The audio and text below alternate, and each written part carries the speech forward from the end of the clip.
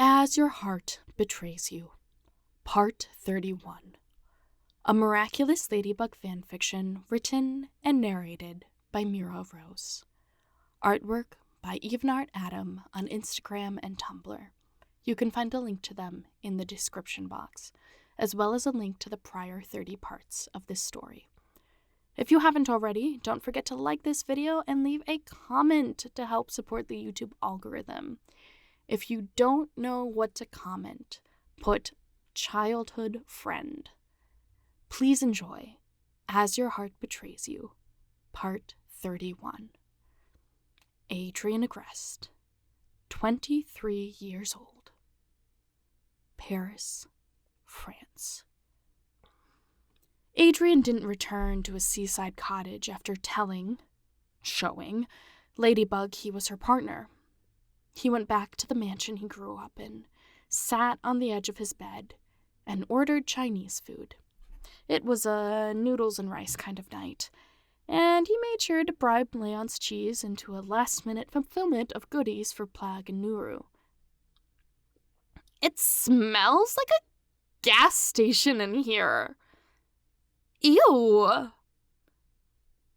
Adrien blinked as someone flipped on his bedroom light, turning to see Chloe Bourgeois, barefaced and in Dutch braids, staring at him with a hand on her hip. Must be the ultra-hypoorganic nitrate high-fiber barley whatever face masks you use, he shot back, not missing a beat. Ha ha, I brought sushi. Hello to you too, Chloe. Scoot over. Is there shrimp? Of course I got fried shrimp, you oaf. Scoot over! She smacked his shoulder until he stood to grab his piano bench to use as a coffee table, then sat next to her. I cannot believe you didn't tell me when you got back into town. Sorry about that. I've run your company for half a year without you now. Just sign it over already. Not yet. Not until everything with your father is settled. Ugh. Chloe flopped onto her back. He really had to ruin my life by getting canceled, didn't he? I mean, if you speak ill of my father right now, I will hurt you, Agreste. I'm not one to talk, remember? Right? Ugh, go us, I guess. She flipped a braid over her shoulder, smacking him in the face with it, then opened her bag of to-go food. Thank you, Chloe. Adrien stole the first piece from her favorite roll. I mean it. You're the rudest nice guy I know. You know that? He grinned, mouth full, as he choked back a laugh. At least you're not whining about the smell of cheese. You and all that camembert. I've never actually seen you eat any, despite you single-handedly funding the local cheese stores. You know they had to let go of an employee when you disappeared because there was such an extensive cut in profit? Yikes. My bad. I swear on honey, if Marinette really wanted to find you, she should have just called cheese stores around France. Sheesh. That's how you found me. Yeah, because I'm smarter than her. And because you needed my signature for project approval. I hate to admit it, but your initials are worth more than mine are now. She rolled her eyes. But I am going to take over your business. Carpe diem. Watch me. You've knocked the last 3 season sales off the charts with your designs. I'd be okay with that. Would have been easier if you were wearing said seasonal lines, you know. I think you aced all the tests I threw at you. More like drowned me in. It was nice seeing you grow, Adrien said, reaching for another piece. When he disappeared, Chloe stepped up. He'd signed her as his business partner 2 years prior, mostly because he wasn't sure how much longer he was going to survive at the time. She didn't get to debut a line until he left, And think Kwame's she had, else he would have had to let a lot of people go. So, what did you do while you were gone? Hunt down all limited edition vinyls of Taylor Swift's discography or something? He'd done that years ago. I'm still not giving you my orange LP, if that's what you're after. Ugh, you're the worst boss ever. She stole a dumpling from him. So, why come back? That was the question of the week. I told Ladybug. You told Ladybug what? That I'm Cat Noir. Thankfully, Chloe didn't drop food on his linens. Seriously? The camembert? Seriously! Do you need a moment? Adrien? I'm kicking you out if you say my middle name. Adrien, Cat Noir aggressed! Chloe pinched the skin between her eyebrows, as if willing away any potential wrinkles. I hate you. For keeping secrets? No! Because I had an on and off crush on Mr. Cat Ears. She slapped his shoulder again. You jerk! You liked Cat? I thought you hated Cat. Oh, please. Anyone who thinks you're cute has a thing for the cat-eared man who might actually treat them well, all while looking like a pop-punk playlist cover photo. I look like a pop-punk playlist's cover photo? I'm seriously going to smack you. Ridiculous. He mocked her, grinning. Utterly ridiculous. So, now what? I'm gonna go back and water my avocado trees. What avocado trees? Never mind that. Someone's calling you. Adrien stole the last piece of a roll, nodding toward her buzzing purse. Oh, well, would you look at that? Marinette. Oh, if only he could control his pulse. Adrien felt his blood pump at a different tempo when Chloe said the name. That's a first. Nah, she called me almost daily when you first disappeared. What? Hey, girlie, Chloe said, answering the call. What's up? You in a fight with your Mr. Man or something? Adrien swallowed, unable to decipher what Marinette said as Chloe laughed. Hey, he whispered. Yeah, he's here. We're having dinner together. She put a hand on his knee, trailing her fingertips up his leg. Oops. He'd started bouncing, didn't he? Yeah, at his place. The mansion? Yeah, he's right next to me. Want to talk to him? Chloe! He gasped. Oh, no? Well, why ask then? She turned to him, rolling her eyes and mouthing something. Oh, don't even. I'm hanging up. Toodles! Adrien stared, blinking rapidly as Chloe tossed the phone behind them and went for another bite. Chloe. What? Chloe? Ugh, you two are impossible. You know that? You've been making little puppy eyes at each other for years. Not true. How are you going to fix this, Agrest? There's nothing to fix. I'm leaving. Just sign the company over to me, won't ya? Nice try. If I'm not in your will, I'm suing. Chloe, if I put you in my will and you find out about it, you're gonna hire someone to take me out. Not that I know you're Cat Noir. Your little bugaboo would climb straight out of retirement and beat me until I'm black and red. So you'd put a hit on me if I wasn't Cat Noir and you had a stake in my estate? She popped open her water bottle, maintaining eye contact as she slurped. Are you two gonna date, or what? Me and Marinette? No, Adrien, Agrest, and Cat Noir. Who do you think I'm talking about? Yeah, duh. Tried that once. Didn't work out too well. I know. She flopped onto her back. Nothing irked me more than us dating. Was I mad? Yes, but I was livid when you broke up. Wait, really? Adrien leaned back to lay beside her. I thought you were celebrating.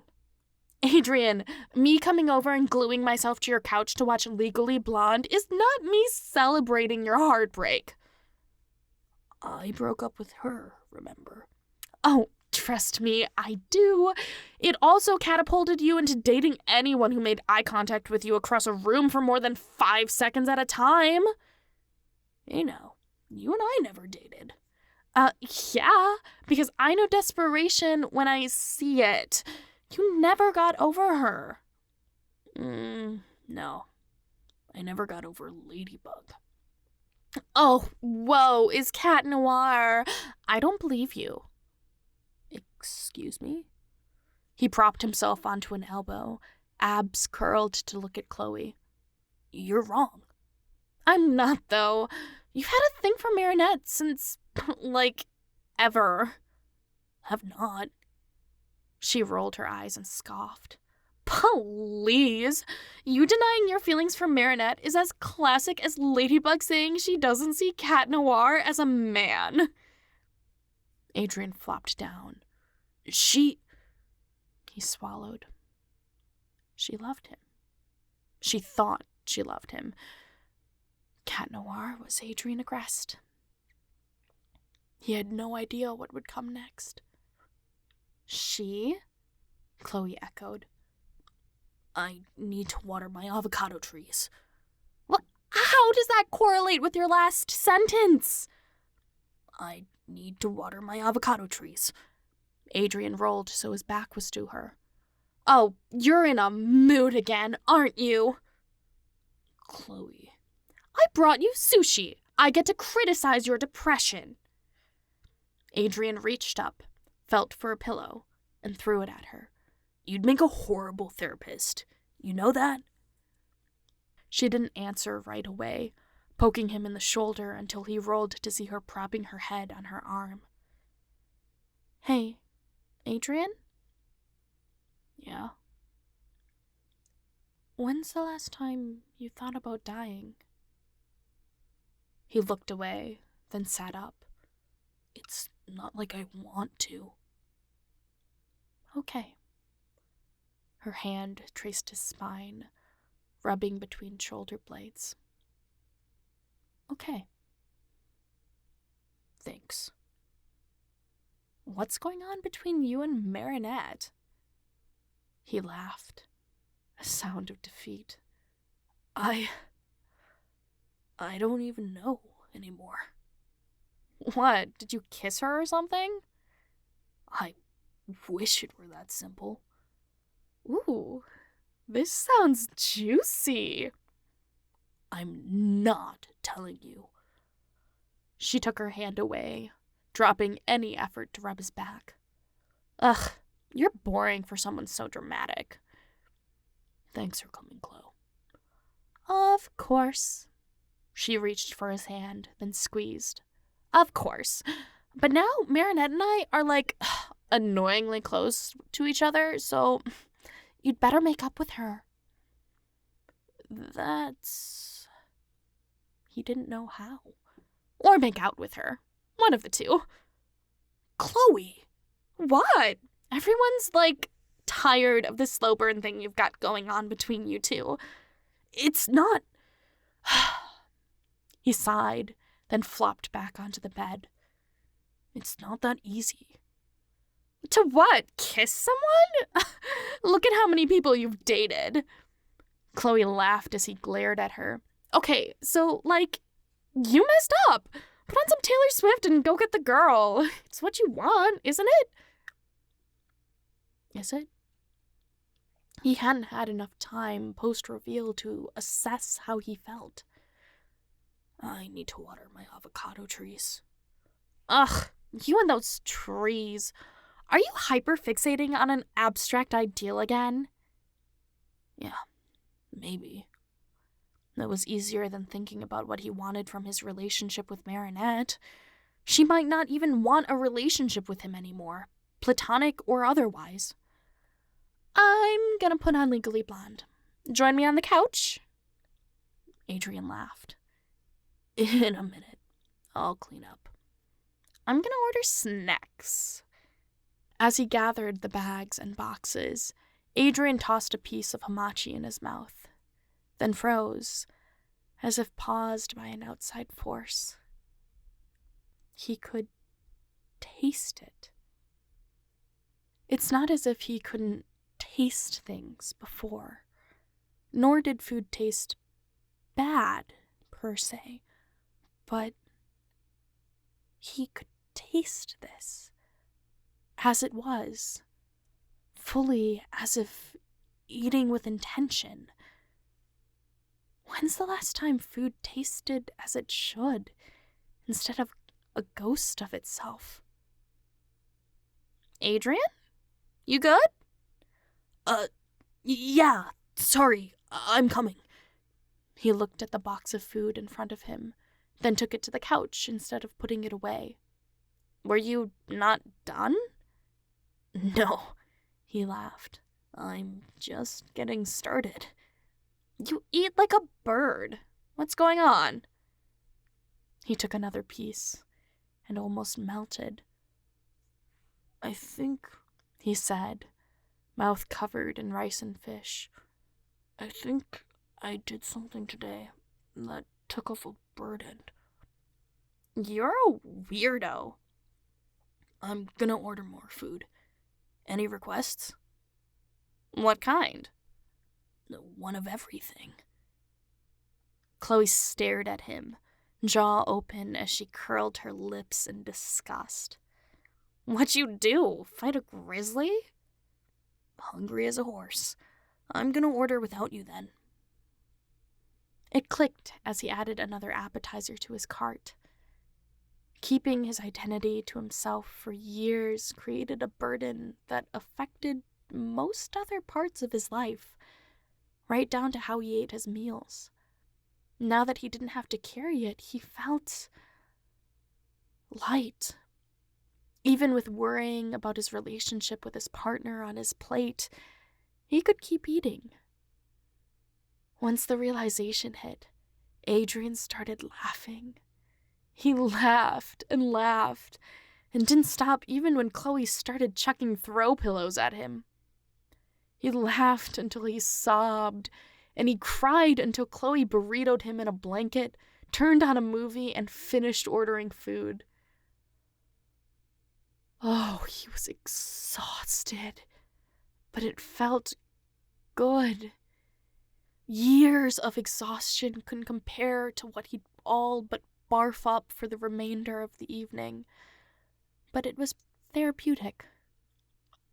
It was healing. It was, for the first time in a long time, genuine relief.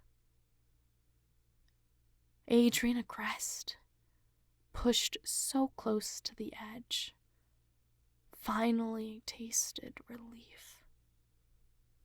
And to think, he only got to have it once he cleared the secrets between himself and his partner.